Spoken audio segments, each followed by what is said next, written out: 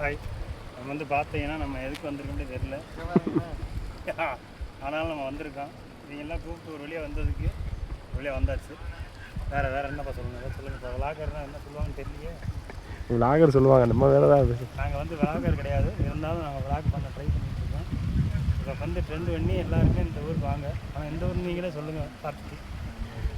கொடைக்கானல் மாடு. கொடைக்கானல் மாடு வெறும் மாடு. ரூமிங்க போவோம், என்ன போவோம், அந்த மாடு என்ன சாப்பிடுன்னு பார்த்து அதுக்காக தான் நம்ம வாங்கியிருக்கோம். போங்க பக்கத்தில் போங்க.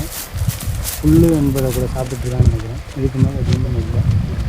அந்த பாரு கண்ணை மூடிக்கிட்டே சாப்பிட்றாங்க. ஏன் போட்டாருங்க பின்னாடி மிகப்பெரிய அருவி இருக்க மாதிரி சவுண்டு கேட்குது. ஆனால் அந்த பைப்பு தண்ணி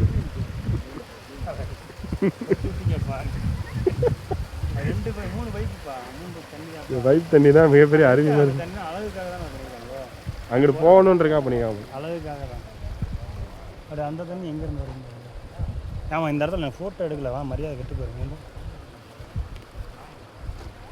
வீடியோலாம் எடுப்பேன். அந்த ஐஸ் கட் பண்ணி அது ஃபோட்டோஸ் வந்துடுண்ணே. அது கச்சேரி வர மாட்டேங்குது. கட் பண்ணு.